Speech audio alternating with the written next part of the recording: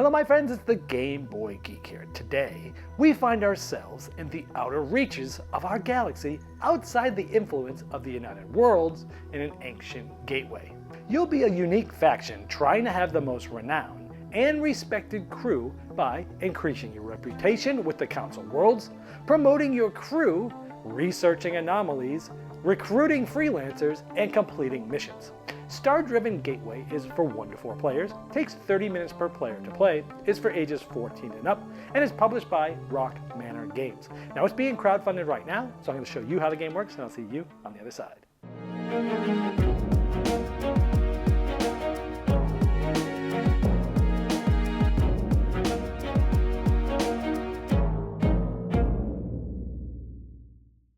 This is a crowdfunding preview, so all the art and components you see here, they're not final, these are prototypes. To see the most up-to-date art and components, check the link in the description of this video. Now there's many different episodes that you can play, and some of them are competitive, some of them are cooperative, and they are all replayable. So you're going to select an episode. Now you're going to be able to select your ship, and each of these ships comes with an asymmetric faction, and each faction comes with their own player boards, which has the same color as their ship, and all sorts of things that are specific to that faction. For example, you have different amounts of the different types of dice. You'll have different upgrades that you'll be able to select from. There's many to select from at the beginning of the game. You'll also have your own starting crew that you're going to be able to have as a hand of cards, but also be placing them out to different parts of your ship. Now each episode is going to have their own objectives that you're going for. This tells you how the game is going to score at the end of the game. So let's look at what you're trying to do in this game. First is to have world control over the different councils, and you're going to get 2 points for each of these that you have control over. Now these different council worlds are made up in the map, and the map is sort of randomized each game as well, even within the same episode. And as you can see, the players will be starting on these different council worlds. Now again, one of the main ways to get points is the world control.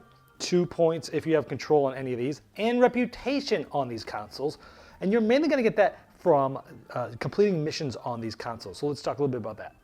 Now each episode has specific missions, but there's also basic missions that are in every episode. And these are going to give you different things to concentrate on. This is going to be having your ship on a sector tile that has one of these different types of things on them. You're also going to need to spend sort of crew points, if you will, in order to use your crew to go off and do that mission. And that crew is going to need to have individual types of skills in order to do those. Now over the course of the game, you're going to be moving through and exploring different sectors and different system tiles, and you might find yourself on a sector that matches one of those missions. And we see that here. Now what this means is we need to spend 4 crew points essentially, and we need to have these types of skills.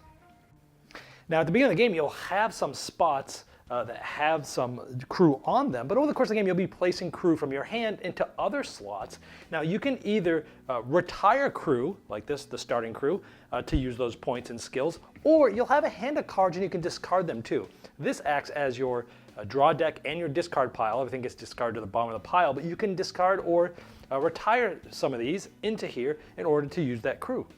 So for example, we needed 4. This is kind of overkill because this person alone was 4. This one's 3, so we're wasting a little bit of points here, but we need to do that for skills because we needed these 2 skills, which this one has, and we need this skill, which this one has. So this one was actually on my ship. It was in the sensors area.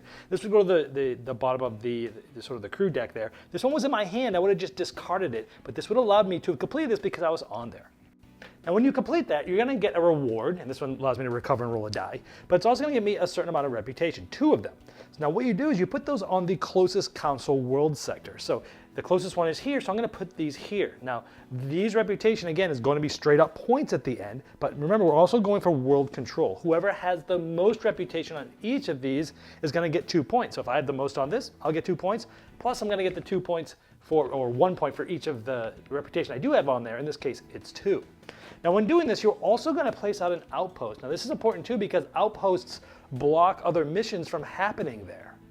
And so that covers some of the main ways to get points, having control, and putting reputation out on those council world areas. Another thing is to get anomalies. Now, as you move into new unexplored sectors, not only are you going to explore that sector and be able to sort of rearrange it in the way you want as long as it fits in the map, but there's also going to be some tokens that you're going to get, and these do all sorts of different things, and one of them is an anomaly token. Now these anomalies are bad. They have all these different setbacks that are very thematic, but this one makes you retire 2 crew, get rid of them. And for each crew that you can't, you'd take damage. But once you have this setback, I could discard from my hand or retire from a place on my ship a crew member that has that skill. And if I do that, I get to flip this over and I gain this ability, which essentially is a crew, a crew point and 3 energy. And energy is going to be spent as sort of a currency to do actions and such in the game. But even more importantly, it allows me to get 3 points for each of those anomalies that I've researched. Now, another thing that's not actually on here are end game objectives. You actually start with a couple of these, and one of them, like the one I have here, is at the end of the game, gain 7 points if you have the most anomaly tokens. So this will give you some extra bonuses if I have the most, for example. Some of them might say, at the end of the game, gain 5 points if you have at least 5 reputation on Vexus. So that gives you another thing to think about. So that's more ways that you can score. The other way is promoting freelancers. And these are essentially crew members that any person can recruit. At the end of your turn, you can spend one of the crew points that you may have gotten as currency to recruit one of these different freelancers. Now these freelancers, again, act just like one of your crew members. So if this was in my hand, one of the things you can do on your turn is assign a crew member, and you'll do this. And you'll want to do this because you need to have a crew member in order to activate the station, as we'll talk about later. Right now I'm just speaking high level what you're trying to do in the game. Now, here I'm able to put this freelancer here. Now notice the skills it has and the skill of this position of the ship. Now generally speaking, when you have a crew here, it's going to have an ability that you can trigger and usually exhaust, which means putting it like this. You'll have to ready them later in order to use that ability again. But you're going to be able to basically, you're going to be placing dice here to take actions, and you're able to basically set a die to any value. So these have different abilities. But at the end of your turn, instead of gaining a crew member by spending a crew point, you can promote it if it has the skill for this specific spot. And so when we do that, we now have a better version of this. Because first it was 4, and now it's a better version, 5. And this is considered promoted. And you can promote your starting crew members the same way. And you're going to get extra points, 3 for any promoted crew and 2 for any freelancers. The last thing you're trying to do is avoid hull damage because it's -2 each.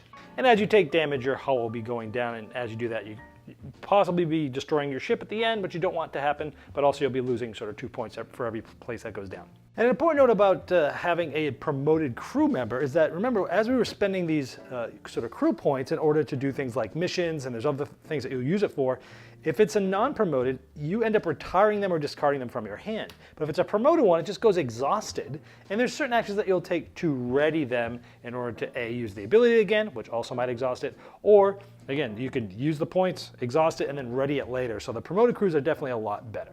Now another thing with the crew members is this one's good at everything, right? So that's great. Now when you place a crew member, you can actually put somebody where somebody else is, like this. Now this has the same thing, so that's a good match, but this one would then now get moved to another station. And maybe we move this one to navigation, which again, it has all the skills, so that's great. So that's pretty much how you, how you mess with crew. Now we talked about high level, and so now you know what you're trying to do, and at a high level, how you go about doing those. So let's talk a little bit more about the flow of the game and how it works. Now the game is played in clockwise order. When it's your turn, you can take up to 2 actions. One of them is to assign a crew member, which I already showed you. Another one is to activate a station. You're going to have dice at the beginning of a round that you're going to roll, and these dice are going to go in the corresponding slots here. And again, each faction has a different amount of dice depending on which type of die it is. Now when you activate a station, it needs to have a crew member there, and you need to be able to put it in one of these 3 slots. You get to choose the slot. Now here, this needs a blue die. This could be any die. Now most of the time you're going to be spending energy, but for navigation, you actually get to gain energy. So in this case, I'm going to put a 2 here, and I get to gain energy, which is tracked down here on your board, and you'll be using this as sort of a form of a currency to do some actions. Now I use the die 2, and you're going to look around to the different sectors, and you're going to be able to navigate right to a 2. Earlier I kind of showed you in an example of coming around here, but this allowed me to jump right to any sector of 2 there. If you place a die at the helm, again you'd have to spend an energy, but this allows you to sort of move around. Now as you move, you're going to be moving to an adjacent sector, so like that's 1 move. I can move up to 3. When I go to a new spot that has not been explored yet, I'll explore it. I can sort of rearrange it any way I want as long as it sort of fits the map. And again, I was here, so that my first move is here, my second one could be here, my third one could be here, for example. Or I don't have to go there, I could stop there if I want to. Then you're going to have different things that happen. We already showed you some anomalies. Sometimes, oh great, this is crew points. They're usually going to be discarded or collected depending on what happens. They have different types of effects. And you can't move into any sector that has a full sector, which is 2 ships. And when you do move using the helm, you also get to re-roll any unspent die. Now let's say I had a blue 3 die and I place it here, I'd spend an energy, and then I would activate sensors. Now these sensors allow you to see what's around you. Let's say I'm here. I can look at adjacent tiles and I can look at them. So what I'll do is I'll actually reveal these, and if the gravity number is at least what it is or lower. I had a 3 die, this is 3, this is good. I would do that, but I would secretly get to look at what this is. Now let's go to this one. I would secretly look at that, and I'd flip this. Now my die was a 3. If this case, it was higher than that, 6, I must stop. It's a little bit of pressure luck there. Now, I do get to look at these, and again, no one else gets to see these, but they get to see those. And you get to activate one of these, plus 1 more for every outpost you have. So the more outposts you have out there, the more missions you've done, the more things that are out there, the more of those you'll get to do. Otherwise, if you didn't have enough outposts, you need to put some of those back on the tile face down. Now, at the end of the sensors, you get to play one of your objective cards and show everybody pretty much what you're going for. So that's when you actually get to play those as a part of that sensor activation. Now engineering, this is a 3 die, I'd spend an energy, and this gives me sort of 3 actions to do within the engineering. Remember, you're only doing 2 actions during your turn. I'm showing you all of them sort of at once here. This allows you to, you could increase your weapons charging, which shows you how much damage you'll do to people. You can upgrade your shields by 1 for every die pip you want to use there. Now we haven't talked about damage yet. We're going to talk about that in just a moment when we talk about combat, but if you do have damage, the engineering also allows you to remove some of those. Now over the course of the game, you'll be using your ship upgrades. Again, you get to select which 2 you want. There's many to pick from. And they have a different abilities, like the plasma cannon deals 2 damage to a ship in your sector or adjacent sector. Now you must pay an energy cost in order to do this, and when you do that, you'll use that upgrade and it will be used. Now one of the things you could do, in addition to using the engineering to make your weapon charges or your shields or fixing damage, you also can recharge them. Just by using it during the engineering, you recharge it, and you're able to do that. Now crew quarters, when you go here, it allows you to ready your crew, so you get to unexhaust crew members, and then you can draw this many from this draw pile into your hand, giving you more options. Now the last one I have not mentioned yet is command. This is basically how you're going to enact combat. Now you can also use this action just to ready your crew members, but most of the time you're going to use this for combat. You also get 1 crew sort of point here to use as well. But in this case, let's pretend we're in the same sector as another ship and we want to, hit it with some combat. So this actually acts as a 4, but then we're going to roll 2 more dice because we have 2 weapons charges. So we roll these and we have a 1 and a 4. Now the other player might have some ship upgrades they could use to defend, but they might want to use their shields and such. This shows me that I have 2 shields, but let's assume the other player also has 2 shields. They'll roll 2 dice. Let's say they rolled 2 4s. Now, if you have the exact numbers what's hitting you, like the 4 matches the 4, this 4 matches this 4, then if they can use those 2 shields. Now, both of those shields would get reduced down. In this case, now they'd have 0 shields, but they are able to defend those, which means they only get hit and take 1 damage. And so that player would take damage. It's working from the top down into one of the spots on their ship. If there was a die there, they would remove it. And they wouldn't be able to reuse that die this round. But instead of just doing 1 damage, let's say we did multiple damage and they took all, this whole station was completely damaged. That's when they would go down 1 on the helm, damaging their ship, and all these would get removed. So on your turn, you're taking 2 actions. You can assign a crew member, you can assign a die and activate a part of your ship, or you can rest. If you've used at least 4 dice, you can take all the dice off, re-roll them, reassign them to where they belong. You can also ready your crew members, sort of basically resetting yourself up to the point where you're ready to take more actions with your ship. And if you didn't like your roll, you could re-roll any of the unspent dice. And don't forget, at the end of your turn, you can spend a crew point to promote a crew member or recruit a freelancer. Then, starting with the start playing going clockwise, the Warbound ship is going to activate. Essentially, you will discard this card, and you will look at the gravity number here. That's where it's going to activate. Now, it's going to look for any ships on a tile with this gravity number. If nobody is there, it would actually activate this tough event. Now, this is a competitive version of the episode, but these ships are pretty much fighting against everybody. For example, this interceptor is on the 1 gravity, and so it's going to move up to 4 towards the closest ship and then attack. So it's going to go 1, 2, it's here, and it would attack me. Then the gunboat might attack. It's going to move 3 towards the closest outpost damaging any ship that it hits on the way there, but then removing that outpost. Again, maybe only if it's on a 1 gravity. So let's say it's here, it's going to be moving towards this outpost to remove it from me. Remember, these block missions, so these come back to you. This actually opens up the board for more missions to be done. But going through here, this thing is going to go through here, and it's going to tap the green player. Now, I'm the player that ran this. Now, there's 2 spots here, 2 spots here. I get to decide which way it goes. I'm going to have it come here and do 3 damage to that green ship on the way. So each player is going to flip over a card and possibly activate them. If they don't, they activate the ability. I'm not going to go into all the details of combating these ships, but you can be in the same spots of some of the interceptors or the gunboat, and you can attack them as well. Depending on what's showing, you'll be able to use different numbers in order to attack them and things like that. I'm not going to go into all those details, but you can attack those other ships.